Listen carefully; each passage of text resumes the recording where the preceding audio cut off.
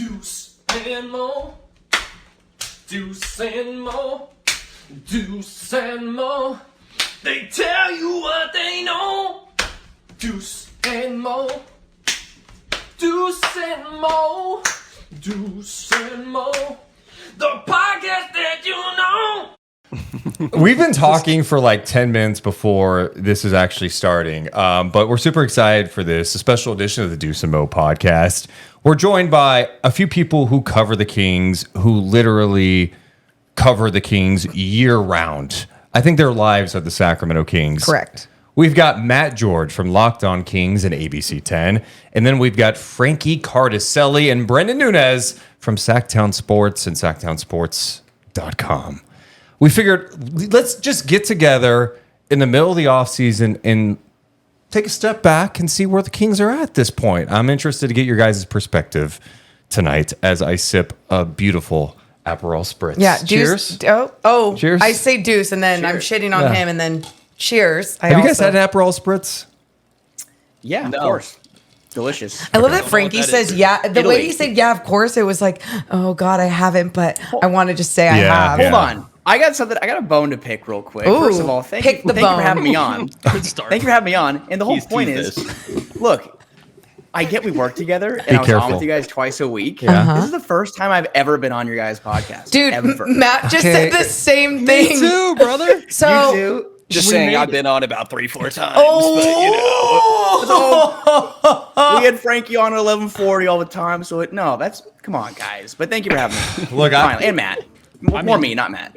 They literally were not allowed to have me on that other show, so I'm glad to be here. Frankie, we can focus on the past. I'm in the present now, and I'm just grateful that you're here hanging out with me on this evening. I didn't know I wasn't expecting you to take a shot at me out of the gate, and that's fine. don't let him gaslight you either, Frankie. You know what he's doing. I like to know where we're at, and you've kind of established that in this one. So that's good. No, That's good. and that is absolutely a fair point. And honestly, I would never bring that up on someone's podcast, but yeah, no, it's so great to hear that from you and Matt. I love it. You guys are great. Just Just I also super would blunt. never wear my own merch, but I know. You guys, that's all I wear. I'm so gross, and I honestly kind of hate it because now everyone points it out. They're like, hey, you're wearing Deuce and Mo merch. And I'm like, yeah, well, it's affordable and it's comfortable because I make it. So, I mean, obviously not physically sew it together, but like I pick out exactly what size, what fabric, and everything that it goes along with it. So, yeah, I'm going to have a full closet of Deuce and Mo merch. A little weird, maybe, but I don't care. If I play in the NBA, I'm 100% wearing my jersey out. Like, if you're just going out. You're a psycho. On a Saturday, wouldn't it be cool to just, if you're De'Aaron Fox and you were like in Midtown and you're like, I'm going to go out and get a drink, and you're just wearing your jersey? Does anybody do that? It'd be cooler to wear a teammate's jersey.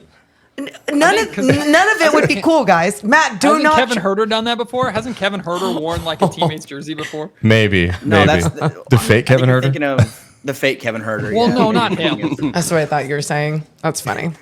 Well, I want to dive into something that came out the other day. ESPN did this survey. They're coming up with off-season content. And they talked to, I think it was like 18 different execs, coaches, and scouts around the league. And the question was asked, what was the worst move of the NBA offseason? Nowhere in my mind I would think that DeMar DeRozan to the Sacramento Kings would be up there, but 3 votes for Sacramento's part in the DeRozan trade, 3 votes for Chicago's part in the DeMar DeRozan trade, and then 3 for Paul George signed by the Sixers. Did that surprise you guys like it surprised me? Are we missing something with this? Because they should read this too. Oh. The explanation from one of the voters saying the opportunity cost of not giving runaway to Keegan Murray was kind of something that gave them a little pause, and they believe that's a bad bet on the Fits. So someone take it away. What's the reaction? The Sacramento Kings could have traded a second-round pick for Giannis Antetokounmpo, and someone would write about how the Kings are going to regret trading the second-round pick. The nonsense about a 2031 pick swap being a concern, and everybody's screaming, you have to improve Harrison Barnes, you have to upgrade Harrison Barnes, and then you do it. It's like, how could you trade Harrison Barnes away as part of the deal? And no disrespect to HB, I think it's a fantastic pickup for the San Antonio Spurs. But there's no scenario where adding a 6-time All-Star, and in my opinion, first ballot Hall of Famer, is a bad thing to an offense that took a step back last year, but 2 seasons ago was the best offense in the NBA. So, I mean, it doesn't surprise me because anything the Sacramento Kings do, it feels like, is met with some sort of criticism. If there's concerns about fit, I get it. I had a conversation with a NBA head coach, or excuse me, an NBA assistant coach who told me that they think DeMar DeRozan is a fantastic fit in Sacramento, and they think that DeMar DeRozan solves a lot of the issues of the Kings offense, not just from last year, but even the year before when they were so good. So I'll choose to put my eggs in that basket over people just not liking it because the Kings are attached to it. Yeah, you guys, because like I understand if people like don't like it or whatever. Like, people are going to have their opinions. But the fact that it's like getting voted one of the worst, even if it's just a couple of votes, I just find that very odd. And I'm kind of with you, Matt. I'm like, is there some weird pettiness that's going along with it? Because at the end of the day, when you see someone like DeMar DeRozan with his resume, not only as a basketball player on the court, but as a human being, as a leader, and like how that doesn't just make your locker room better instantly. I just don't think that any team would regret a move like that. Well, and the thing that you keep seeing, or I mean, I keep seeing, I'm not sure if you guys do, is it goes back to Harrison Barnes. And look, I think Harrison Barnes was a good King during his years here. I mean, the numbers are good. He shot the ball well, great in the locker room. We know how much the guys loved him in and out and around that locker room and the fan base as well. But I keep seeing his name pop up in these, whether it's that great or a reaction from a national media member. I mean, I think that Harrison Barnes' defense has become this mythical thing that was way better than we all remember it. And I know that we all watched every second, or maybe almost every second, of Sacramento Kings basketball. And was Harrison Barnes a lost cause on defense? I wouldn't say a lost cause, no, but he was not a positive, I would say. And I think that by saying the Kings have gotten worse by subtracting Harrison Barnes and adding DeMar DeRozan for that reason is just pretty crazy. I mean, I think one other aspect of it is that we know the Kings, when De'Aaron Fox is on and Malik Monk is on, both at the same time, they have a great chance of pulling out these wins. But when the offense staggers and De'Aaron kind of doesn't have it going and Malik doesn't have it, if Keegan's having a passive night, yes, who's stepping up? Sabonis isn't able to. I mean, Domas is so dominant in certain stretches, but you can't really give him the ball and have him ISO like DeMarcus Cousins back in his heyday here.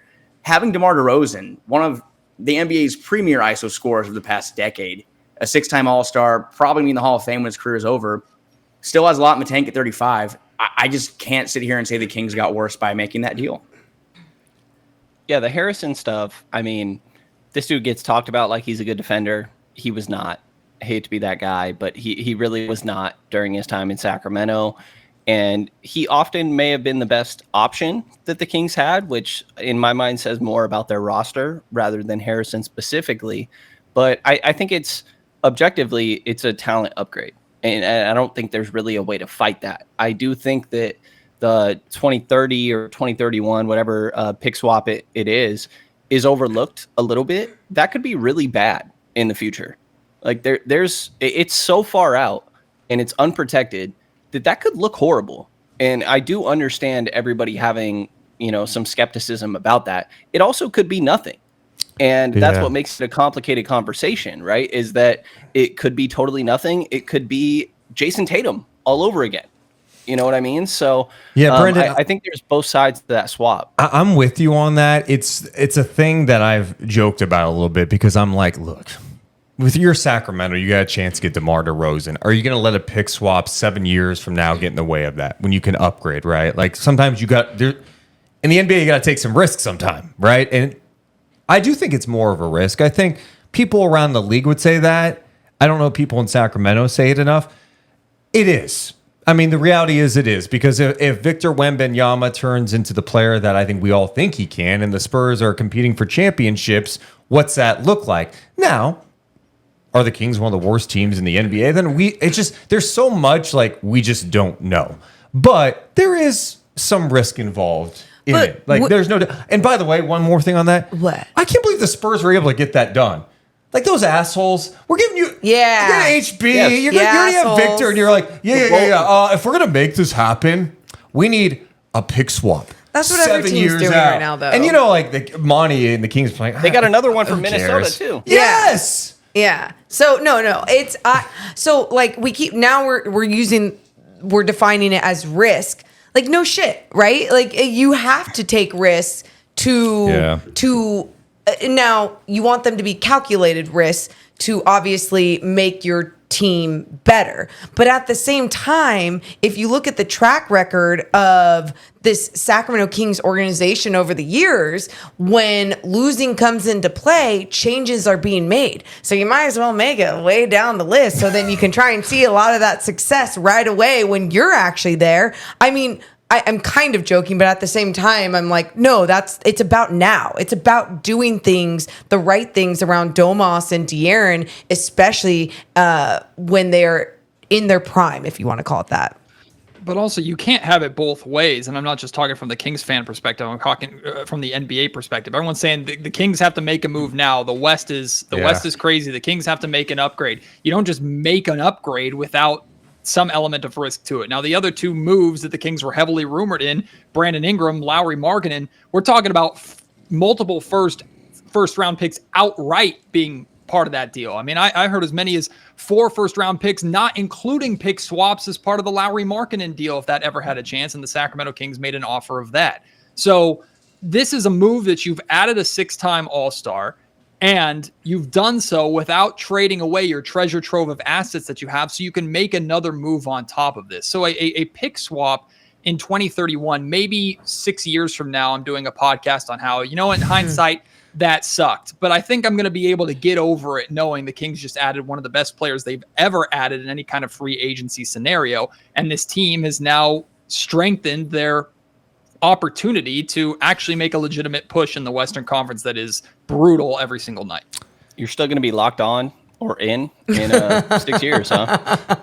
7. Hey, I'm still breathing. That's like 7, right? 20. I mean, that's 7 years from now. Matt will be doing it in some sort of form. So he will be talking about it. And I could just picture Matt on that day being like, what were they thinking? How dare they do such a thing? And then we go back to this podcast and have to show you that 7 years ago that you were actually calm, cool, and collect about it. You gave up a pick swap for an old man? A 35-year-old old man? Yes. Yeah. But here's the other angle to all of this, though, you guys. When it was talked about with the Keegan Murray angle and the fit. Now, I thought when this person brought that up within voting for this is one of the worst moves and bringing up that angle, I was like, that is a fair opinion. That is a fair analysis of what is it going to look like with DeMar DeRozan in this fit? What is it going to mean for Keegan Murray?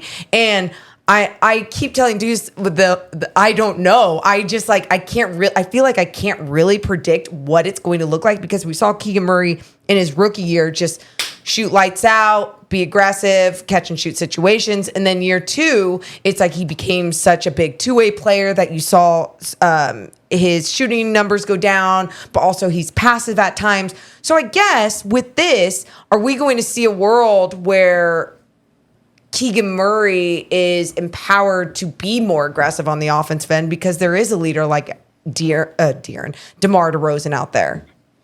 I think it's on him. Okay. Sorry, Frank. No, you're good. No, I was going to say the on same him. thing. Yeah, I think it's a very equal opportunity offense, and I think that this would have been an issue no matter who they would have added. They clearly needed to add talent, but Keegan needs to recognize his moment sometimes and just be like, I'm rolling right now. And, come set the screen for me. I'm not making that extra pass. And I think that that's a mentality thing that he has to grow out of. And I think that we were already at that point last year. There were games where the fan base is talking about, why did this guy get uninvolved after a really good first half? And from my perspective, like I said, it's an equal opportunity offense. You have to go and get yours and recognize your moment. And I think that that's a learning experience for Keegan in general. And it could have been DeMar, it could have been Lauri Markkanen, it could have been Kyle Kuzma. But just because somebody else has more of a, for lack of a better word, and I don't like this wording, like alpha mindset, I guess, doesn't mean anything on Keegan in my mind. It doesn't change what he needs to get better at. And I think that we've seen DeMar play the B-roll to Kobe White hitting a game winner in Chicago, So I think that DeMar is willing to be that. but it's on Keegan to take that step and embrace that mentality when he is rolling. Yeah, and also like you said, it's going to be about taking what you give him. And there are times where Keegan maybe kind of will have to revert back to his rookie year self and be a guy that can move off ball and be a spot up shooter. And my kind of response to that is that so bad? I mean, we've seen the strides he's taking on the defensive end. There are going to be nights where De'Aaron's going to be getting his 30 plus, DeRozan's going to be getting his 25 plus. Keegan might be feeling it from three. And again, like to your point, Brenden, there might be nights where he's feeling it, and they should make it a point to run through him, because De'Aaron Fox and DeMar DeRozan and Malik Monk, they're not going to be locked in every single night. The game of basketball, it's a team sport. Harrison Barnes, when we were in Golden State, scored 39 points, and the Kings had to run their offense through him. So there's going to be times, but I think the thing with Keegan, he needs to be vocal. He needs to be someone who says, okay, this is year 3. This is not a growing process anymore. I am trying to become an all-star caliber player at this level. And I personally think he has the ability to become an all-star caliber player. But it's not really up to me or any of us in this, in this chat here. It's up to him. So if he wants to take that initiative, take that next step, he's going to have to learn from the guys that are around him, Malik Monk, De'Aaron Fox, DeMar DeRozan, because when they're feeling it, they're not going to be passive. So why should he? And I think, Matt, I was going to say too, like for Keegan, I think this makes his life a bit easier too. I think there was a lot of pressure on him last year to take a step. I think because of the summer league stuff and maybe there was some hype going into the year. I personally think like I'm not worried about the shooting stuff. He showed me enough last year in the mid-range game, more of his attacking. How many times in his rookie year he got blocked at the rim? That didn't happen as often. And then the step he took defensively. Well, now I just think the addition of DeMar DeRozan makes life easier for De'Aaron, obviously, but even Keegan Murray. I think Keegan's going to get some better looks. And to Frankie's point, like if Keegan's getting some great looks and he's being efficient and he's scoring 15, 17 a night and playing great defense, the Kings are going to be in a really, really good spot, I think, as a team. So I'm not necessarily worried that like DeMar's going to be like, I need to take shots. I think he's adaptable to different situations, Matt. yeah, and going back to this whole ranking system or whatever, the article about why they think that this is a bad move for the Sacramento Kings or one of the worst moves of the offseason.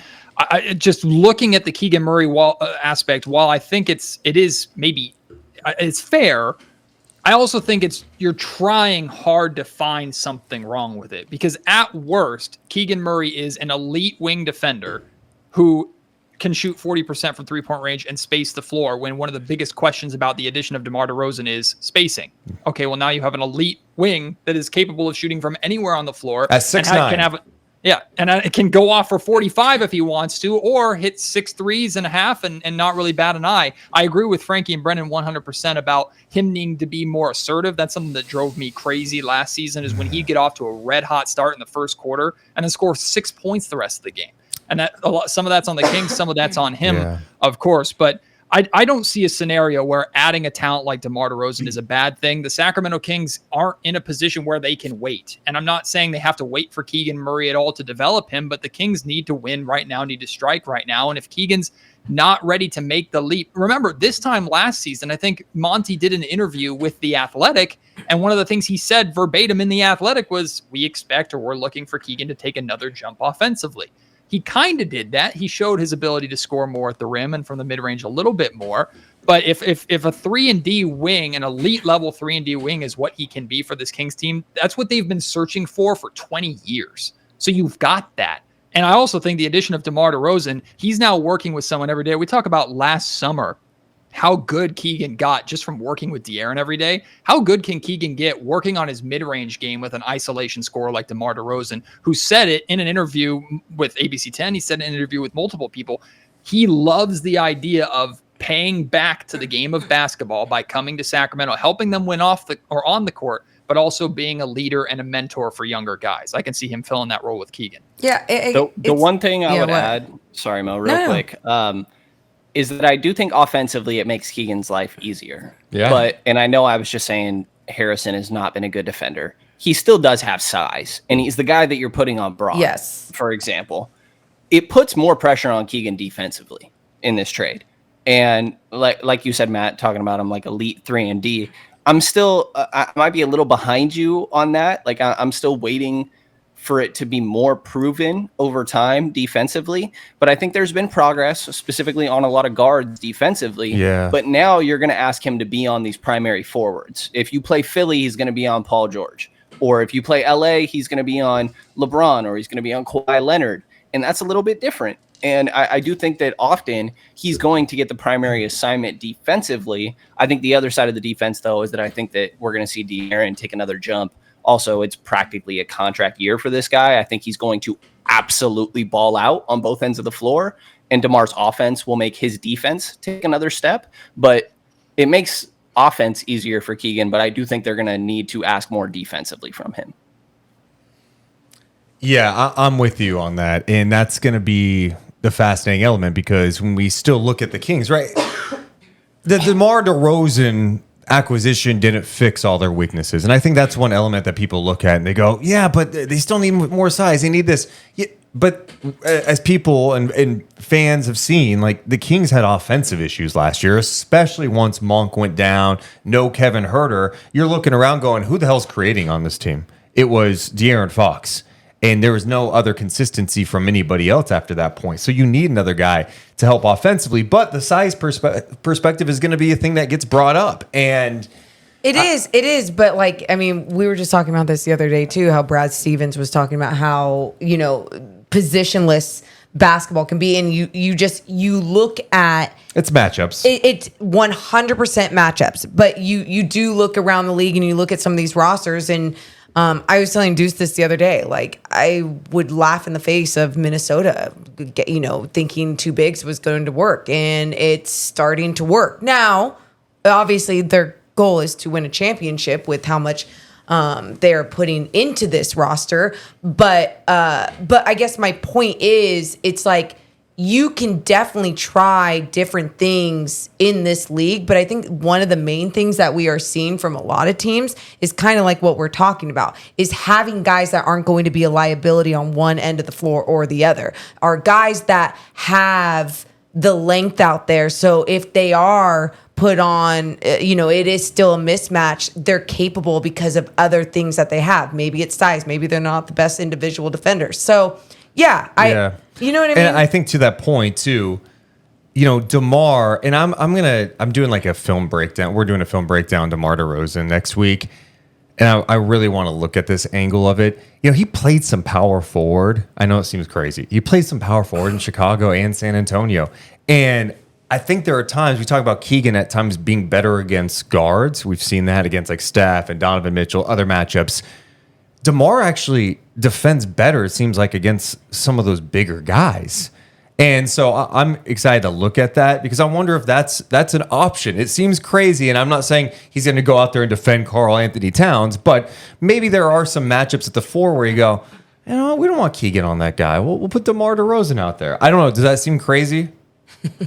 I mean, regardless, though, the Sacramento Kings defense is a very switch-heavy, help-heavy defense. Right. That's like naturally what Mike and that's what they try and do is they're going to switch, and they're going to try and help, and they're going to try and scramble on every single possession. So regardless of, like, you might try and match up in a one-on-one isolation setting down the stretch. If you're playing the Golden State Warriors, you can still put Keegan on Steph at that point. Or if it's the Lakers, you can put Keegan on LeBron, or you can put DeMar on LeBron in those specific scenarios.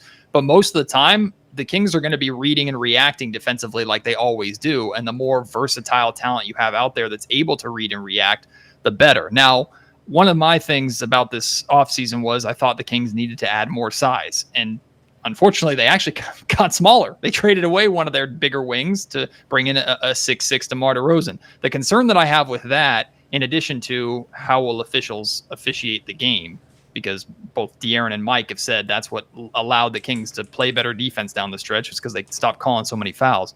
But the Kings were lit up from the perimeter all season long, to where Mike at one point had to teach basic fundamentals of closeouts, which is crazy to even talk about.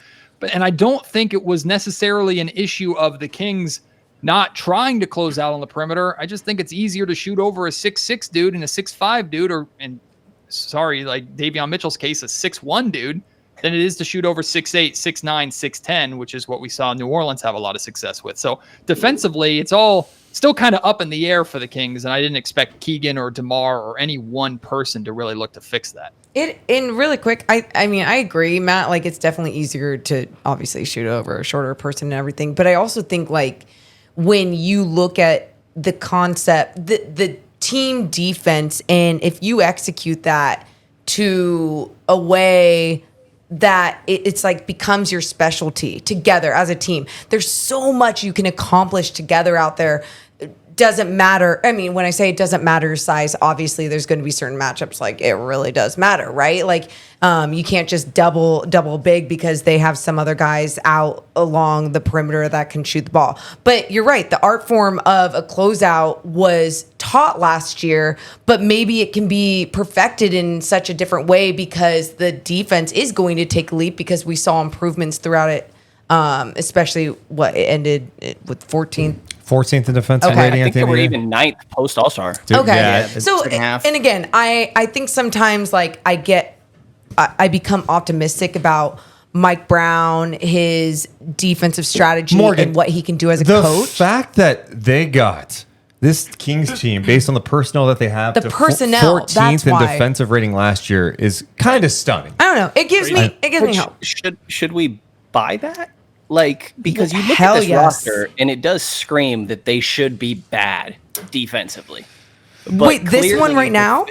I think so. Well, I Like mean, I like Keon Ellis. I like Keegan defensively. But Keon, De'Aaron, there's three guys. De'Aaron, you're right. You're right. I mean, but, that's three. I mean, really, honestly, it comes down to Sabonis. Your most important defensive position is the big. say it, Deuce. my Say God. it, Deuce. It's really I know what not. Deuce is gonna say right my now. God. Oh, boy. You guys, Matt, tell this son of a bitch. tell him. Okay. Frankie, are you laughing at me? Are you laughing at me or are you laughing at Brenden? Frankie, who are you laughing at? I'm laughing at everything. Frankie? I just want to hear what you're gonna say. Okay. yeah. If I have to hear one more thing about Sabonis' defense, this it. guy plays hard every night. He's not long. We know this. I play He's- hard. I'm not a Shut good defender. up, Brenden. We're not talking about you. I don't think I'm going to say hot take from Deuce. I don't think Sabonis is a bad defender. I think Because he's not. he's an max effort guy. He's just not long. He's not blocking shots. But the last time I checked, Last time. defensive rebounding matters. Say it. If you get a stop, you have to get the ball. You just stop the play. It's the most and the important possession. thing. And the possession. He's better than anybody in the league at doing that. What if they don't miss because you didn't contest very well?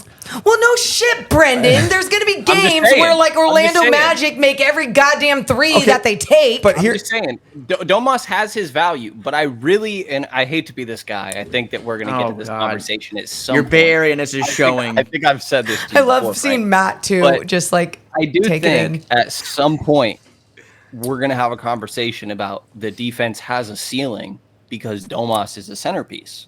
well, I mean, here's the reality. You just talked about after the All-Star break, they were ninth. That featured Harrison don't believe it. Barnes and Sabonis. Like Yeah. that. And that's it wasn't. pretty- It and wasn't was- luck. Yeah, I mean, I think Sabonis moved better last year. It's not perfect. There's going to be some matchups from a center spot that, like, all right, like Jokic, he's going to struggle with. Some bigger guys he might struggle with sometimes. But I think that's on the Kings to surround him with some more size, and that's why we're talking about the size thing to help him out. Because I think that was the issue. Even like we go back to Harrison Barnes. Harrison Barnes' defensive issues may not be noticed as much in San Antonio when you have Victor Wembanyama, who is already one of the best defensive players in the league after one season. Sabonis, I think his limitations have more to do with just like his pure size than anything. Like he's not the longest guy. I think he competes out there. He's physical. He rebounds. I thought he was better in the pick and roll coverage And last it's not year. like he tries hard. It's like, no, he works hard and gets shit done though. You know, like just looking at those defensive rebounds. And that's, I mean, like there are facts there. And I think sometimes when we go by, because I definitely believe in the eye test and everything, but like I think sometimes when we look around the league, that is how he is judged. When it's like, okay, well then go to his stats. Even De'Aaron, I know a lot of people don't think some of the best defenders get a shit ton of steals and everything. But I mean, he led the league in steals last year. And near the top in deflections. Yeah. And so I don't know. I just think there's so much more there, especially under another year of Mike Brown. I just think that it can come together even more. That's my opinion. He's not a traditional rim protector. And I feel like a lot of people that don't watch the Kings every day, I mean, they pop in and they see that, Sabonis is the last line of defense that the Kings have. He's the 5 down there in the post. Guys on the perimeter are getting blown by, and your last line of defense is Sabonis, who is not a rim protector. He's a great defensive rebounder. Yeah. Not a player in the NBA that's a very defensive rebounder. But I do think the Kings benefit from having a guy who can block shots and protect the rim. Sure. But those guys don't just grow on trees. But Frankie, now they're having guys that are getting better and better on ball, and Keon and De'Aaron, who are obviously even Keegan's gotten better on ball. 100%. And that's kind of the point. It's if you're, the top, if your backcourt and the guys that can, in front can defend better and refrain from having those situations take place that we see time and time again. And again, De'Aaron Fox and Keon Ellis, specifically De'Aaron, who took a big step last year, was not a revolving door. There wasn't really a revolving door as much as we've seen in previous years of guards getting into the paint and getting comfortable. You don't have to worry about that as much if you have Keegan Murray, Keon Ellis, De'Aaron Fox. If DeRozan can buy in and be a better defender than Harrison Barnes, that remains to be seen. We don't know if that's going to happen or not. But if those other 4 can step up, it takes pressure off Sabonis and takes eyeballs off of him and people looking at him as a weak spot. When, again, like you guys are pointing out, he's the best defensive rebounder in the entire league, and he steals offensive rebounds from people every game. So it is kind of like a conundrum, sure. But I think I look more at what Sabonis can do for you than what he can't. And he's not a rim protector. That's fine. But look at all the things he can do. Initiate offense, run the break, run the offense off the elbow, run it out of the post, wherever he wants. He can do whatever he wants with the basketball anytime. And I know that the guys, mostly the national people, are going to look at Sabonis and focus on what he cannot do. But I think it really shouldn't be that simple.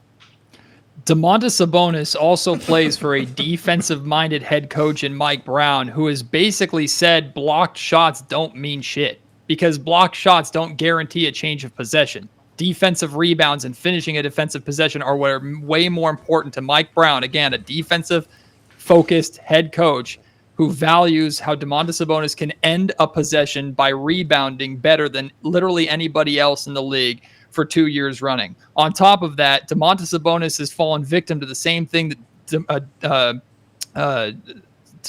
when DeMarcus Cousins had issues with it. You go through the list of NBA centers who have played in Sacramento over the last 15 years. Now, all of them have been good defenders. Many of them have been bad defenders, but they all fall victim to the fact that the Sacramento Kings typically on the perimeter have been a revolving door. Like the Kings to your, not to interrupt, is Sam Dallenberg the best shot blocker the Kings have had over the last 15, 20 years? Shout out him and Keon Clark, baby.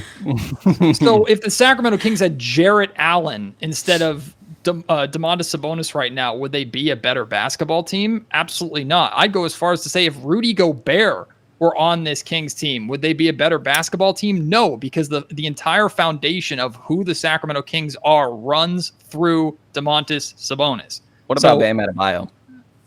I don't think Bam Adebayo is nearly as good of a rebounder or passer as Domantas Sabonis Okay, is. but how often are we talking about good defenders and people are really mentioning their rebounding?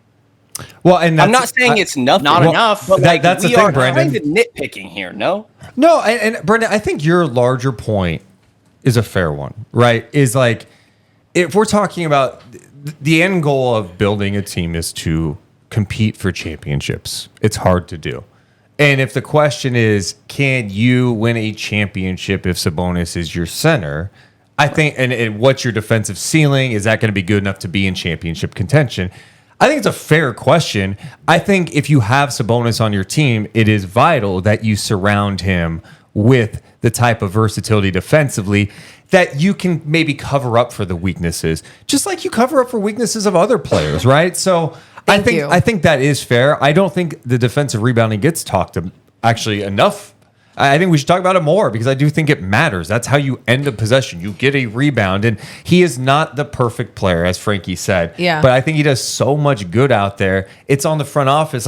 How can you find that perfect piece? I don't know who that is. I don't know what that is. People, I feel like that piece is really rare, though, and that's what like what are we looking? Well, we're looking for a stretch four that also protects the paint. And I feel like there's like maybe 5 guys in the league that really do that, you know? And I mean, I think having someone that has length, that can defend, and block a shot would be nice. I mean, even someone, it's interesting. I was talking to Morgan about this yesterday, about Jalen McDaniels a little bit, because Jalen had like the worst year of all years last year. And I'm curious, like, what kind of plans they have for him. Like, was it purely like, hey, we'll just take a swing on it, he's an expiring contract? But I was joking with Morgan about how, like, I feel like the first 2 years under Mike Brown, we've seen like weird lineups. Like, it was all of a sudden KZ Okpala, right? It was like, oh, KZ is going to be in the starting lineup, right? Okay. Duarte became an Chris Duarte, right? Yeah. So I'm like, God, we keep talking about like the shooting guard battle. What happens if they go, yeah, we'll put Keegan as shooting guard, McDaniels is starting because we need someone with length and size. Obviously, I'm not saying Jalen McDaniels is like an answer anything, but like when you think about like the attributes you need in terms of like the length, 6'9", long, you're like, God, that's. You just need someone that can contribute at that level. That's why I brought up even like a Robert Covington as like a vet to bring in potentially. I don't know. You're right. What the Kings are searching for. Something that we're looking at those guys for a clear hole, though. Yeah. So what's the alternative? Get rid of Domantas Sabonis and hope you get Bam Adebayo? No, I'm not saying it's an alternative. I'm just saying there is a clear these issues with Domantas Sabonis and have no solution because the solution doesn't exist. There's only one player in the league that does what Domas does better. His name's Nikola Jokic, a 3-time MVP. For sure. He's the only guy. Joel Embiid is phenomenal as well. Domantas Sabonis actually plays all 82 games. Joel Embiid just got 0 minutes for Team USA the other night. Not that Sabonis will play a single minute for Team USA. I thought Embiid didn't even make the Olympics, but you know. And it's so funny too because I thought we That's not his fault. stood up for Domas and then like have Matt George on the show, and it's like, wow. But I appreciate your talking points, Matt, because I think I think there's so much truth to it. Especially one, I mean, we can go down the line like it's Sacramento. Everyone wants to shit on Sacramento. Even push that out of the way. It's like what this guy is doing when it comes to the stat sheets. What this guy is doing when it comes to winning basketball, right? Yeah. Like obviously last year, just because they didn't make the playoffs, I mean, you look at the Western Conference and the leap the entire conference took. It's going to be difficult to win in this league at times. And I get that, like, well, that's the point of the NBA, like win a championship, you know, Monty, do your job, everyone do your goddamn job. I totally understand that. But at the same time, like I'm with you. When you see a special style of basketball player and that is kind of the direction you want to go, you like go with it. Keep trying. And then there's going to come a point, like we said, like, can you not win a championship with Domas Sabonis? And if you get to that point, then you make the changes, the necessary changes. I think my perspective is like, Brenden, my expectations aren't that they're a championship team all of a sudden, right? Like, for sure. To me, it's like this team had so many bad years. The fact that they won 48 games and 46 games, you know, in the last 2 years, that to me is progress. And it's like, I know everyone, hey, have higher expectations. Yeah, I just want to build, like, let's get to the playoffs a few years in a row. Let's see if they can win a series and continue to tinker. And that's a challenge. Winning a championship is hard. Being in championship contention is hard. We see how quickly it fades away for teams. It changes fast. It wasn't that long ago the Suns were winning 60-plus games with Chris Paul and, you know, Cam Johnson, Mikal Bridges, and Booker. Yeah. The team is a completely different team now. So obviously things can change fast in this league. I look at where the Kings are at now and I go, you know what? I think from a ceiling perspective, could I close my eyes and envision them being a 4 seed in the West? I think I could see that this year, even with their flaws. A little optimistic for me. I could also see them being like a 9th seed. The West is just insane, you know? And I think my expectations are like, I like this guy has helped them win, and this looks like it can be a thing that lasts a little bit. Let's keep building it. To speak to the Sabonis thing again, as far as you mentioned the 48 and 46 wins, who not named Harrison Barnes played in the most games after that? It's Domantas Sabonis, and that's something I think that Brenden and I have talked about a lot, and Chris and I for sure, Chris Watkins and I have talked about. The kind of scary thing is, what does this team look like, and knock on wood, if Sabonis missed time? Why would you bring can't that up? You can't. You son of a... Well, my point is true. how valuable he is. Yeah. To me, I think he's the most valuable player on the Kings, because I think that nothing against De'Aaron Fox or Keegan Murray, DeRozan, any of those guys, but we've seen what Malik Monk can do when he's in a microwave like form. When he wants to go get buckets and be a guy that can be a game setter, a game breaker, whatever you want to have. De'Aaron Fox, Malik Monk, DeMar DeRozan, you have guys that can go out there and just get you just straight buckets. You don't have another player, especially a big, that can go out there and control the glass. And by control, I mean dominate.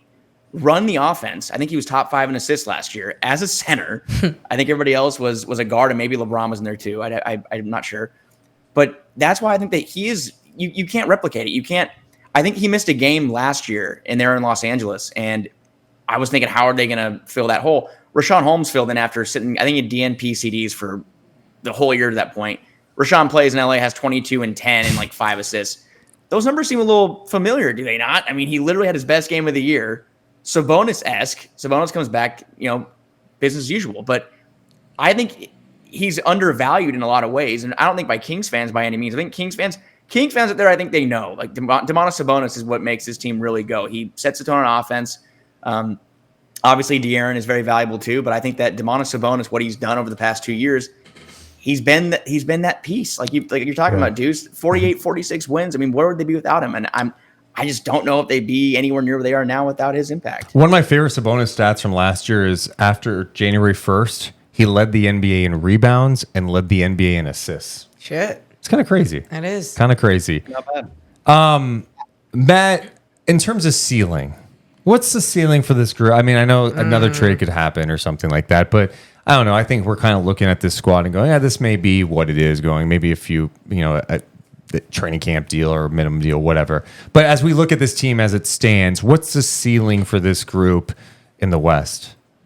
See, when thinking about a question like that, my brain instantly goes to playoff seeding in the West, and maybe it shouldn't. Maybe it should go to win totals, which is, to me, this season is all about breaking that 50 threshold, Ooh, I love which is a number Yes. that the Kings set for themselves last year. And I think Mike Brown said at one time, like, the best teams in the league are winning minimum 50 games. Yeah. So breaking the 50 win threshold is the expectation. It's not the ceiling. It's the expectation for this team. And this I year. like that because you win 50 games, you're in a good spot. You're not missing up. You're in the top 6 if you win 50 Your top games. 6. Correct. And at that point, then I think it kind of depends on how the rest of the West shakes out. And to me, the biggest thing to winning 50 games this season isn't just how they match up with Denver and with OKC and with Minnesota. It's how they handle the Wednesday night game in March against Detroit. It's how they handle the Monday afternoon game on the East Coast against Charlotte. Those are the games that the Kings dropped that were the difference between 46 and 49 or 50 wins last season, which means the play-in wouldn't even have been a conversation, even with Kevin Huerter and Malik Monk out. So, and that I can even take that a step further too, and looking at De'Aaron Fox specifically, because I expect, like Brenden said, a massive year from him. I had a conversation with Luke Laux at De'Aaron's basketball camp that all 3 of us were at covering, and Luke was saying, man, De'Aaron's going to be incredible this year. And because of the mindset that De'Aaron has, both with the contract, and I think De'Aaron also recognizes the disappointment of last season too, but we know De'Aaron can start strong and average 30 points to start the season. He did it last year. We know he can finish strong, and when he gets into the playoffs, he can play really well. He had one of the best scoring debuts in playoff history. What does he look like in January, February, March when he's banged up and he's taking threes instead of going to the rack because he doesn't want to get clubbed over the head every single time and not get to the foul line? That's the next step for De'Aaron, and I think that's the next step for the Kings as a whole. Matt, one thing to that, because agree with all of that, but what I will challenge you on, because we talked about this last night too, was De'Aaron, when he does get banged up, we go, yo, I know you can play. I know you can play. Sit the fuck out. Like, sit down. And especially now please. you have DeMar DeRozan. Yes, exactly. because you have to recharge your body. You're literally, one of your best skill sets is being the fastest player in the league. And if you are not that explosive and not that fast because you are too banged up, like, take a chill pill, and thank you so much for wanting to be out there. But like, you need to be your best because that is what this team, the style of basketball this team needs from you. But yes, agree. Well, he's got to play 65 though. Yeah. To meet Yes, the limit, and Brenden. you don't know if something's going to happen in the future. Brenden. I genuinely think, though, too, like the high volume of 3-point shots came from De'Aaron having a new confidence in that three that Luke has helped him develop. I also think it's a tactical decision. Like, genuinely, I don't think De'Aaron feels the need to go amongst the paint and in the rim and get clobbered as much as he does. Maybe he should learn from Shai Gilgeous-Alexander a little bit of how to sell a foul a little bit more, even though De'Aaron said, that's not my game. I don't do stuff like that. But like, I think it's tactical to take more threes to also keep himself out of the line of fire a little bit. The problem was last season, if De'Aaron was taking a high volume of threes, the Kings had no like mid-range presence. They didn't. And that was where he was the mid-range merchant 2 years ago when he won Clutch Player of the Year. Now you have DeMar DeRozan here. So De'Aaron can get away with shooting 7-8 threes a game on a regular basis because DeMar is probably going to get 5 or 6 shots in the mid-range too. That might even open up even more space for Fox. And he shot 37% from 3 last year, so he could On high volume. I'm cool with that. I'm cool with that. 100%. Brenden, where are you at with the ceiling for this group as it stands? You heard Matt, the goal should be 50. Where are you at? I don't like that look on your face. I love it. I love it. He's I going to feel come like in realistic. Effing negative Nancy on this You're pod all not. the time. Classic. No. I feel like Classic Matt. Brenden. Yeah, I know Classic Matt had Brenden. us on a roundtable last year, and I think I weird. refused Wait, to give an did- A plus. did he have us on? McNair? No, you gave him. You barely A gave him an minus. A minus. You talked yourself into an A I minus. gave him an A minus, and You wanted to eventually give him a Monty. B. You want to give him a may B. have talked to me and was like, "Hey, I heard you. I gave you a bad grade." And I'm like, "Listen, I just didn't want to give you the plus. Okay, relax." First You did playoff fine." appearance in nearly 2 Classic decades. Celtics perspective over here. We can't all be good all the time. There's a lot of times where I'm not sure that the previous context should matter, but also I understand that I'm an outsider and blah blah blah. But I think that Matt's ceiling is fine. I think that my whole standpoint is that there's a very wide range in my mind of the ceiling and the floor, and I have no clue where they're going to land in that. But I genuinely do think the ceiling is like we could be talking about conference finals here. You know, I think that there is a lot of talent on this team, and that they're essentially getting back to their strengths that they had in the year prior, where they were the best offense in the league, and then they dropped down to, I believe it's like top 10 still in the year prior, and they were elite in the clutch. And that's exactly what DeMar DeRozan is going to do for this team. If you can't defend, but you can keep up, you can make sure that you can close games, you're in an okay spot, but you're kind of flipping a coin a little bit in those scenarios. So I do think that there's a world where, you know, the year that Portland made conference finals, like I think there's a world where that happens. But I think there's also the lower end where they're kind of fighting in the play-in. Yes. Because I do have a lot of defensive questions with this team. But if everything clicks and works out right, where De'Aaron is a great defender, Keon Ellis takes a jump where he's a respectable offensive player, even though I have questions about, like, I think he's actually going to be in opposing defensive game plans this year. So I wonder what the offense is going to look like from him, because obviously the defense is already there. And then Keegan's defense, like it's all there. There's a lot of question marks to me, but I think best outcome possible, we could be talking about conference finals here. It's real. Like you're acting like you're negative Nancy. Like, okay, I know. Like, I'm are just you saying. I'm just high on saying. life? Bored. My God. Well, Good I think save. what Brendan's Good saying save. too is The West true is wide for- open. Yeah, that's what I'm saying. 3/4 of the West. There's the top of the West, which I think is like OKC, Minnesota, Dallas, and Denver, maybe. And then Yeah. everybody Dallas, else is I just don't kind know. of open season. Are we missing So- anyone? No, I think I'm with you, Matt. Those are the 4 teams to me that you go today as it stands. Like, yeah, these 4 teams are better than Sacramento. And obviously that could change throughout the season. I'm a little lower on Denver right now. I don't love their offseason. I don't think they got better. I mean, they still have Jokic, so they're going to be a threat. They're going to be tough. They got guys, but you look around going, you just lost KCP. This is a year after losing Bruce Brown, and they expected some young guys to take a jump that did not take a jump. They like literally gave Reggie Jackson and 3 second-round picks and got nothing in return. Their lone move really was getting what? Westbrook and Which makes Dario no sense. Saric. Yeah. So like I'm not totally, but I also go, look, dude, watching Serbia playing in the Olympics. I'm going, when Jokic is on the floor, Yep. they're going to be in it. Yep. Like, and that's the reality. But I don't know. I just look at the West, Frank, and I'm like, how many teams can you say are legitimately better than Sacramento? I think those four. To me, those four. I mean, I think people might make an argument for Phoenix, and I get it. I hear That's you, true. The Tyus Jones move was nice. That was a really good pickup for them. That was a little frustrating, I think, from a Kings perspective. That you're going to take less money and go play with. I mean, you can probably go You get a wanted bag, I another think. guard? A little frustrating from a Kings perspective. No, but I disagree, Frankie. Hold on, Frankie, you son of a. Yeah, you would have complained. Tyus No, Jones. no. He's Hold on, starting in hold on. Phoenix. No, He's wait. starting in We're- Phoenix. We're We had Jordan miscommunicating. McLaughlin in studio, Hold by the on. way. Don't be disrespectful. Ooh, Yeah. good No, point. miscommunication. I'm not saying the Kings should have signed him. I'm not saying the Kings should have signed him. I said frustrating from a Kings perspective as far as he took less money I and he see. went and signed with a division rival or foe, whatever you want to call Yeah, him. yeah. Not that the Kings should sign Tyus Jones. No, that's not what I meant. Okay, I like okay. Tyus Jones. If the Kings wouldn't have had McLaughlin, a different conversation. But I do think that the four you guys named, I'm going to put Phoenix ahead of him now. Yeah. Now that you say it, I will. I think there's an argument that the Kings are maybe even or right below them because we saw Phoenix last year and the Kings had them beat. You they remember beat them that twice, fourth I quarter? believe. You remember that fourth quarter? Which one? Yeah, Right, that's true. right. So yeah, We know which one. It was disgusting. I think there was three. I think and there was three and games. a new coaching staff too. You never The know one if where that they could benched Domas for his defense, by the way. Yeah. Well, Just saying. Okay. So I'm putting Phoenix above, but go on.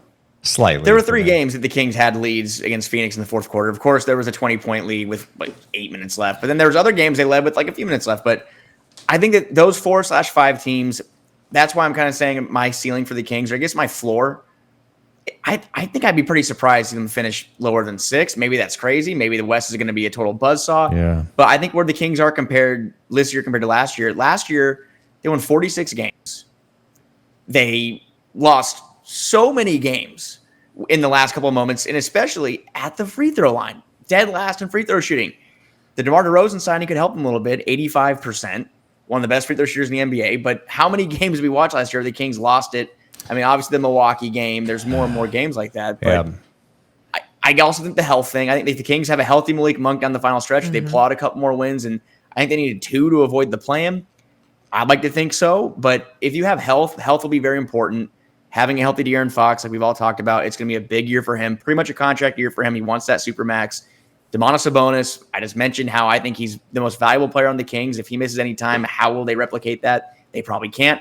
And then DeRozan, how is he going to be at age 35? He's been pretty fine in the past, but can we expect that this year? I mean, we've seen NBA players, they're kind of having more longevity to their careers now. You see more guys make it past 34, 35 than we used to 5-6 years ago. Can he be impactful like he was in Chicago? And Malik Monk, not the last, certainly not least, and Keegan Murray. You have a lot of guys that can be there and be difference makers. Yeah. Health will be important. Kevin Huerter, will he factor in? They have guys. They have a lot of players and a lot of depth. Obviously, they need more length. We'll see if that gets addressed. We have 2 months until training camp. I'd like to imagine that will get addressed. But to me, their ceiling for me is 6th. Or their floor is 6th. Their ceiling Wow. to me, Brenden, conference finals, that'd be awesome. I would love to see them just win a playoff series because we saw the playoff Agreed. drought end. A new drought has been born. They are going on. It'll be 21 years next spring without a playoff series that they've won. Wow. So I'm looking to see them win a first round series. Man, you said the floor is a 6 seed. The floor. That's what I think. Wow. I Love the optimism. Yeah. And I saw You're Matt crazy. shaking his head a little bit at the Phoenix thing. And I don't know, maybe I'm a prisoner of the moment watching Kevin Durant with Team USA. Like, the guy's been disgusting. Even Booker's had some great moments. They still have 3 Hall of Famers on the Yeah, team. on paper, the Phoenix Suns are supposed to be one of the best teams in the Oh, league. we're just giving Yeah. Bradley Beal a Hall of Fame Well, okay, induction now? Maybe not Beal, but like But Brendan, how many they games have are they all 3 going to play? players better than any That- Kings but player. that's the question. How often are the Kings playing a game where they have the best player on the floor? there. Yeah. I You know what I guess. mean? Yeah, I get. It There's depends on the night. and it But it's does. a team sport. It does. Good job, Frankie. It's a team sport, sport. Brendan. No, but how often are those guys in Phoenix? If you can go ahead and put like the 2K, the health meter like on 100, no injuries. Yeah. Bradley Beal, Devin Booker, Kevin Durant. Yes, Phoenix is a They'd be the best team in problem. the league. But how rare? I mean, I don't have it in front of me. but I think that's those my guys- biggest question too, Frankie, to be honest, because Durant played 70 plus games last year, which is crazy to think about. It's like, is he playing 70 plus next year? Booker was banged up multiple times throughout the year, and of course Beal's just constantly banged up. So I don't know. I think it's gonna be close, but I think the larger point, Matt, is like you can make a case for a lot of teams to be in that mix with the Kings. You know what I mean? Like even someone like Memphis. What are they gonna look like this year? Good question. Yeah, I mean, if John Morant stays off of social media, I think they're going to be a really, really dangerous team. Such a dad thing to say. That's a team that there's a lot of teams underneath the Sacramento Kings too, or at least standings wise, underneath the Sacramento Kings that you also, just as much as you're looking up, trying to punch your way up, you also have to be punching down and protecting your ankles a little bit because I don't think San Antonio is going to be bad. I don't think. Yes. I'm with you. Houston.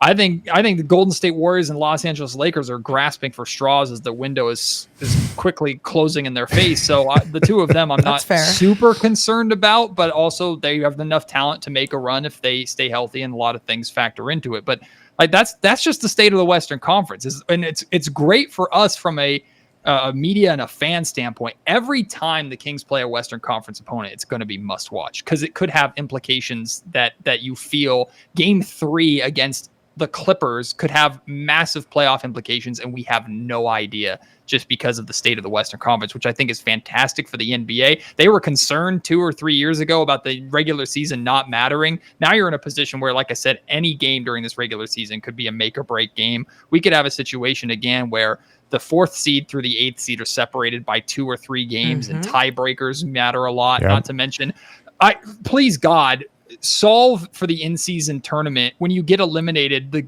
Some teams play terrible teams multiple or an extra time, while the Kings have to play a good team the extra time. Fix that crap. Matt, you in this whole thing that you're just saying, you mentioned Deuce asked you about Memphis, and then you mentioned Houston, you mentioned San Antonio. Even if they're not going to be a great team, they're going to be that annoying team, right? I think they're going to be good. Right. And then you mentioned even the Pelicans. I went into last year going, I don't know what the Pelicans are going to be. Oh, well, they sure kicked the shit out of the Sacramento Kings 6 times. I'm Got that right. My end of July hot take right now. I think the Pelicans have bad vibes. I think, the BI thing is hanging over them. And I think they lost some key guys that added to that toughness in Valanciunas. We and thought Najee Zion Marshall. was the bad vibes last year. I'm just telling you right now, I'm out. I'm out. They'll be good, but I'm out. Okay, Sharks. It's not the same. And the Warriors. Let me tell you.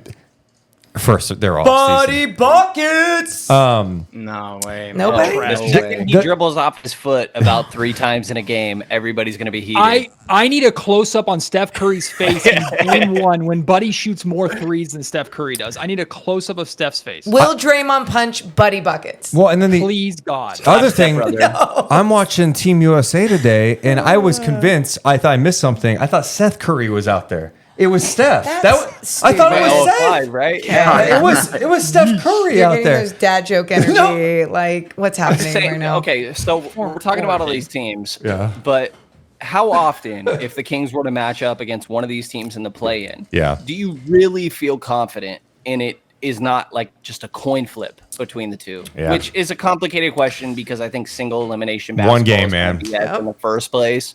But None of these teams we've talked about, I'm confidently saying the Kings are winning that game. I'm with you, and we also haven't seen this version yet, so it's so tough to say. But it's one game. After the Kings beat the Warriors in that game, I'm going, they're going to beat there's no way they're losing to the Pelicans again. That gave them something. Then they got their asses absolutely kicked. Correct. So I don't know. One game is so tough, and that's why, to Matt's point, 50. If you hit that 50 mark, we're not talking about the play-in. Avoid the play-in. And then you're just playing the matchup game. Matchups mean everything come playoff time. And there was no greater example of that than what we just saw in this playoffs, right? I don't think anyone thought, Dallas was going to be going to the NBA Finals. But the matchups worked out. Guys played well. And they got there. To answer your question too, Brendan, in a 1-game scenario, literally it is a coin flip. Anything can happen. But I'd sure as heck rather have a roster like the Sacramento Kings have, in the sense that you have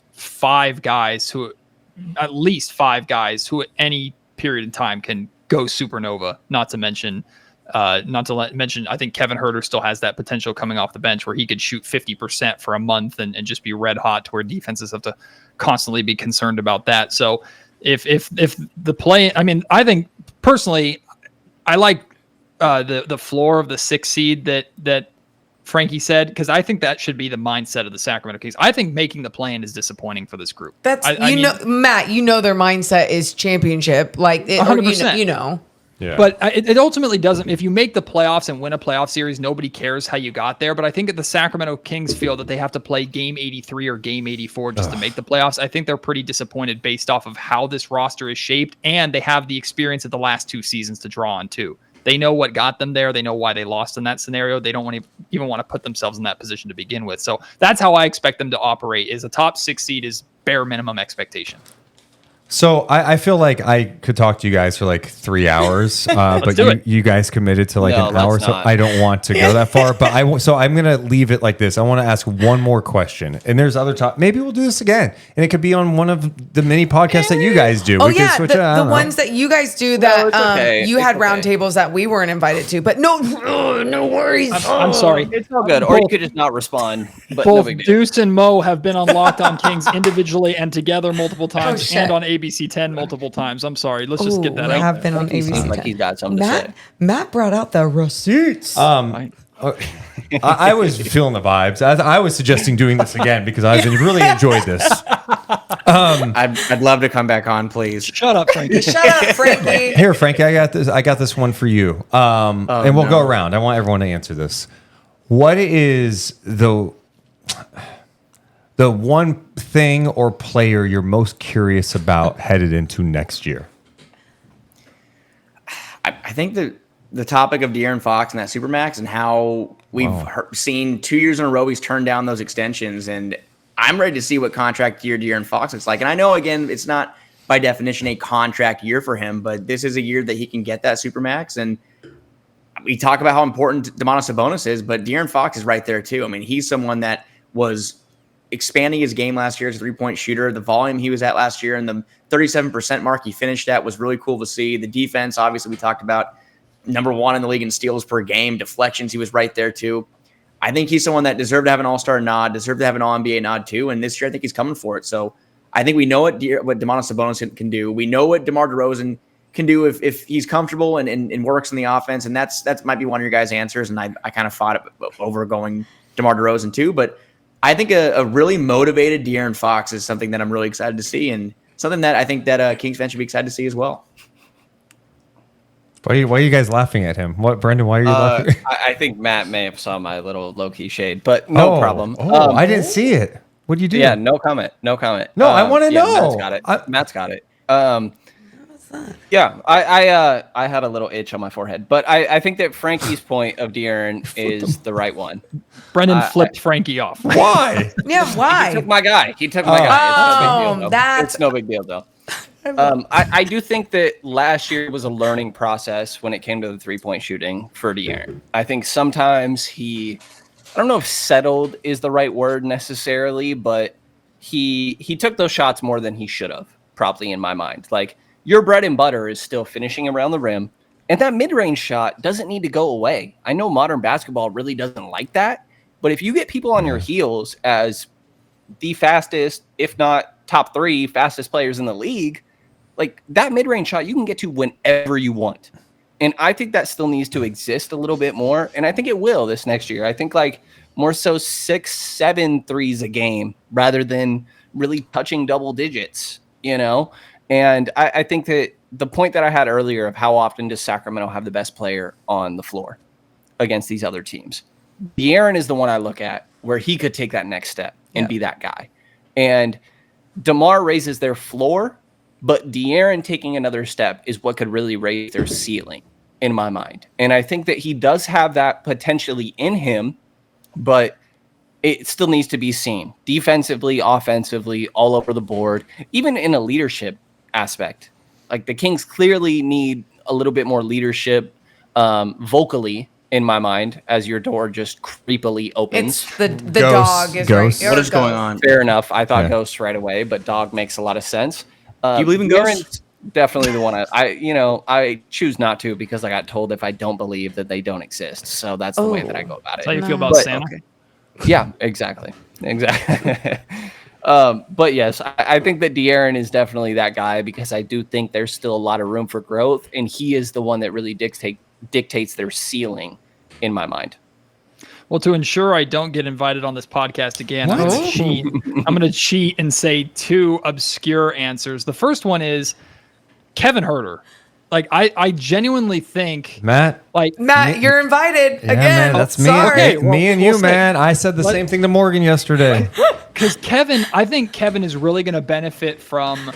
Now, I still think that he's the odd man out and he needs to prove that he's not. But I think Kevin's really going to benefit from a re-simplified role. I think last year the Kings were asking more of Kevin Huerter, and he was in his own head and frustrated and struggled and never looked like himself the entire season, even to a point where he would hit threes during a game and you would see him give this exasperated look on his face of thank God, like finally a shot is dropping.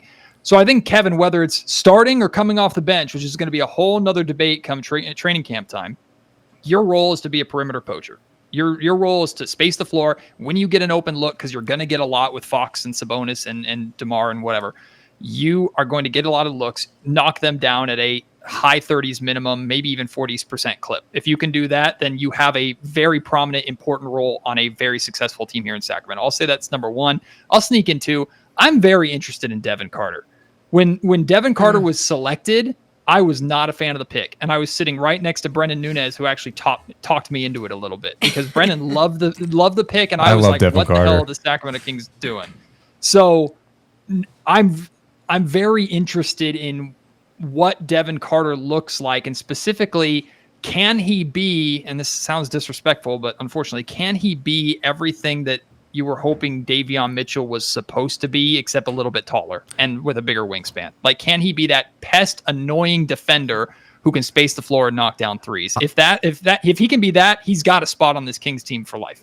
Matt, I love both of those. You call Kevin a perimeter poacher? I've never heard that. Perimeter poacher. A His job is PP. to Yeah. poach. A Yeah, PP? PP. Love it. Yeah. PP. Love it. No, so we're not going to call him a gotta be a PP. he's got to be a Kevin big PP. PP. Yeah. No, no. So stupid. Why did I say that? Matt, on your last point, Devin Carter, I just hope it can be a situation where we could see that this year. My fear is that, he'll be ready to go in March and then he's not going to play. But could, in like the optimistic viewpoint, is it like, hey, post All-Star break, all of a sudden you can get him in? Because I think he can definitely. I saw enough of him playing college where I'm like, oh my God, this guy is a freak ass athlete. He's not scared. He plays with confidence. He blows up screens. And as much as I love Davion just for his on-ball pressure, to your point, he's limited. Davion's not like a long guy. The wingspan at nearly 6'9" for Devin Carter, good size. Like, he wants to play defense. I think if he was there, I would be even high. I'd be a little higher on the Kings. But like, I almost am going into the next season thinking we're probably not going to see this guy play. Yeah. Yeah. Well, and my response to that, because I've had that conversation mentally too, because I host a solo podcast and talk to myself. My conversation with myself on that is this: so much of what Devin Carter does as a rookie, I think it doesn't have to be taught. Right? He's almost like a reinforcement. If it's 10 minutes a night and just release him, hey kid, go out there and play hard. Like, I think he can make an impact just with that alone. Then you can start to layer on you get more time, you know how to run the offense, how you fit, blah, blah, blah, blah, blah. But I think there's a scenario where he comes back in February, he comes back in March. He's a reinforcement to where Mike Brown just goes, go out there and make something happen. How many times did Mike look at his bench and point to somebody and just go, make something happen? And that's Devin Carter. If that is the case too, it's like you think about even that little bit of experience, little bit at the end of a season that would help him even developing under this organization going into the next season. So it's like, yes, if he's ready, it's like try to incorporate him. And the last thing I want to bring up is his Kevin Huerter point, unless you had another Devin thing. Oh, no, bring up his Kevin Huerter point. I'm with you on Kevin Huerter. And my theory on this is like, we talked about him being in his own head maybe last year, but I also think coming into camp, his mindset was he was going to be the starting shooting guard. And then like the first week of training camp, we're like, wait, Chris Duarte starting a preseason game? And I think it shook him a little bit. Wait, we just won 48 games. I was 40% from three, hit over 200 threes with the best offense in NBA history at the time. And I'm fighting for a spot. Right. This year, he knows what he's getting into. He saw what Keon Ellis did. He's coming off injury. They got other guys. I think his mindset going through that will help him. The trade talks, everything. Like, he's just got to go play now. Yep. And he had the worst year of his career last year. Can only Kevin go up. Huerter is a much better player than he played last year. And I think that could be another big thing. If he's able to contribute and be closer to that version, I'm not saying like the same amount of point total it is his rookie year, but efficiency and what he does on the floor out there, that could be big for Sacramento. And then the last player I'll say, because Frankie already mentioned DeMar DeRozan, but I'll say Keegan Murray, because, going back to how we even started this podcast and that ESPN survey and just the question of what does the fit of DeMar DeRozan mean for Keegan Murray in his third year in the NBA? And I feel like in a lot of ways, we can be very optimistic about this because we have seen him do so many good things on both ends of the floor. But now, how can he take a leap on both ends of the floor consistently throughout every single game next year and just have a different type of mentality? Like, some people don't just have that switch, but will he have something even in the leadership of DeMar DeRozan that's telling him shoot the effing ball? Like, take the ball That's to the rack. my other thing. Yeah. Sabonis, I need you to shoot. Do not hesitate. Shoot the mid-range shot. Shoot threes. Shoot Ben, threes. We were looking for it. Oh my Crazy We to me, were guys. looking for. We wanted we were the look- same thing last year, and it That's never what I'm saying. happened. That's what I was saying. We I- were waiting all year for it to happen, and I it didn't. just It said never this. did. The Why would you numbers- ever bet on that? The numbers are good. He needs to pump up the volume. No, Look, you guys are you not shot wrong. in. You're not. No, What are you you're. saying? The Warriors series clearly exposed that, and he did not do it at all last year. Except, I think the first game against the Warriors, he shot it a couple times. Well, he had he had a lot more short mid-range shots last year than obviously you want He to was see. just a fact check here. Give us a- Cleaning the glass. Oh. He made the most mid-range shots of his entire career last year. Okay. But they were very short. They were just very short. Why say minis. something about his career? It's really what we're getting at. But we're looking for progress. No, and I think there are too many. For me, with Sabonis too, it's a mental thing. I think too many times he is thinking about, oh, I'm open. Let me find my guy, and it's just like, just shoot it, man. Like he can knock it down. He can knock down threes too. He can. And I'm not saying he needs to start taking 7 a game, but he would not be the first big in NBA history to go from not being a high volume 3-point shooter and then turn into a guy that takes Brook Lopez. 3 to 4 a game. Al Horford's another one. Like, can he get to that point? Because what that could do for the Kings offense, that could change a lot of things. And then, I don't know. That's kind of what I'm most curious about. But I'm with you. It's like, well, we haven't seen it. So until we do, it's like, guys, I had a lot of fun doing this. Seriously. I appreciate you guys taking the time to hang out. And let's do it again another time. Yeah, Because there's like thank 800 you. things I didn't get to. So. I've been on this pod a few times, so I'd be happy to come Oh. back on. Brenden Nunes is on 17 different pods that he might co-host or not. So you'll find Brenden Nunes on any pod that exists. Apparently. Yeah, It's sounds so about right. true. Yeah. That's amazing. No, well, true. seriously, I only talked for half of them, but no. I hope you guys had a lot of fun too, because we seriously it was fun not just talking to each other about the Sacramento Kings during this offseason. So thank you. It was No, fun it's a fun talking to time. someone else. Yeah, that's pretty Fun- neat. I don't do that very often. And Frankie, Fun time. also, congratulations to Frankie. Yep. Engaged, Papa engaged, and got a kid on the way. Yeah, a lot Welcome. going on at once. He a lot has- going on at once. Oh my God, Yeah. she's pregnant. We have to get married. Oh, No, they've only been together for like 20 years. It's been 8, but we were Oh. planning on getting engaged Oh this my year. God. But hey, everybody, this is the real world. It's not like TV or movies. And sometimes, love you if my kid listens to it down the line, but surprises happen. Whoa. So, It's, Frankie's son DeMarcus will be here in a couple months. DeMarcus Weber.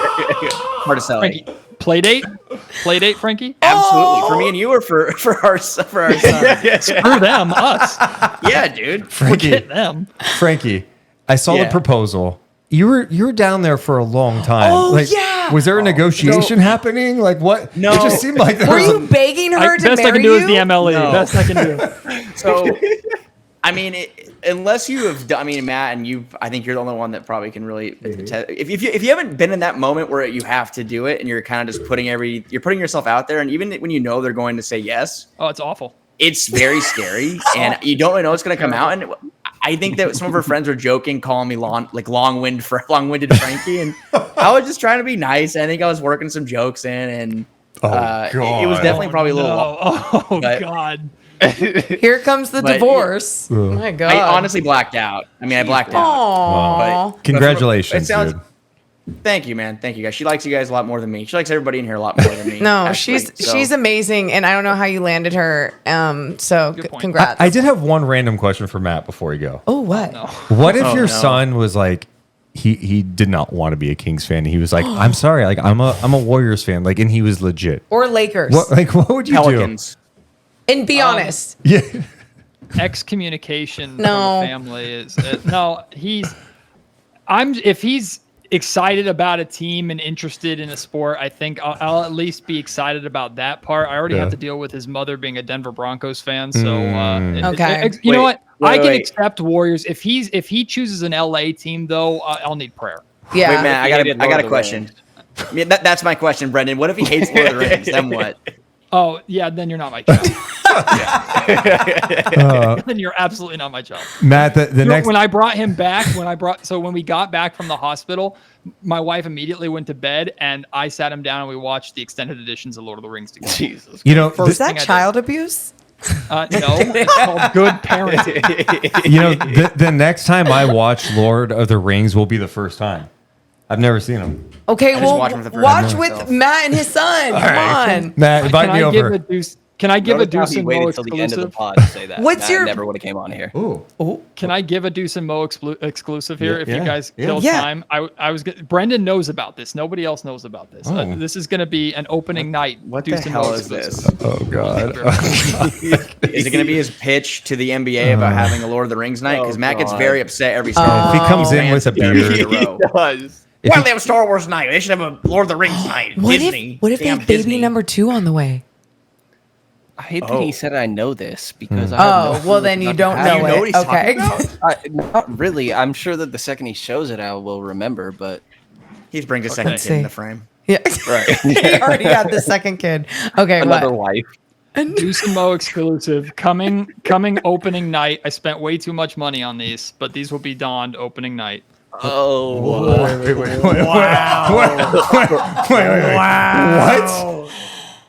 Wait. Lord of the Rings custom One Nike. ring. Okay, wait. Roll them all. insane. Matt, I kind of have to know the price. You don't have to say the price, but I am so curious because I am like, as much as I've hooped my whole life, I'm not a sneakerhead, and I don't know how much something like that would cost. But I'm gonna guess, and you don't have to say. I'm gonna guess 800. No. Jeez. Well, it was in English pounds, so I had to figure that out. But it amounted to being a little over $300.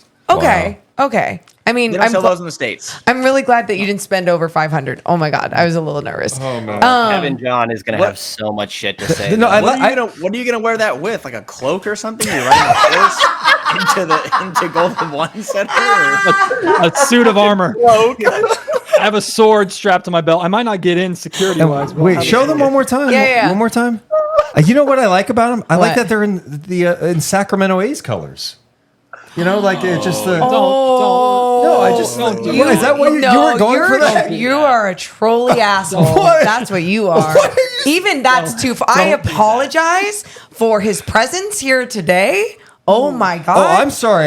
I thought he was repping the city of Sacramento. Matt, are you okay? Fuck this show. You guys are the best. Seriously, thanks so much for being with us. Thanks so much to everyone watching and listening. We love you guys, but we got to go. See ya.